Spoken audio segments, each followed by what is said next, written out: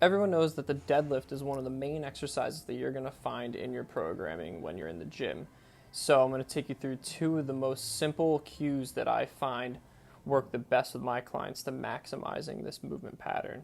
The first is keeping your feet totally straight. What this is going to do here is it's just going to keep your hips in a nice neutral position that's going to maximize its ability to internally rotate as your hips go back in space, which it needs.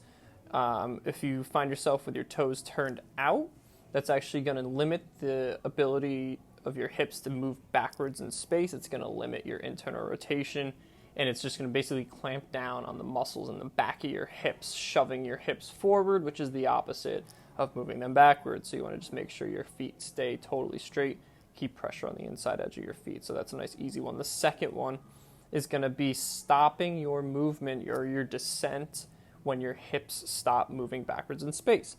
Because again, we're working a hinge here, and a hinge is your hips moving backwards in space. So as soon as your hips move backwards in space, that's where your movement ends, and you just push your feet in the ground to stand up. If your hips stop moving backwards in space, and you keep trying to get that bar lower to the ground, you're just going to compensate with like your lower back, your upper back, whatever it is, and you're just going to kind of crunch this thing down lower to the ground.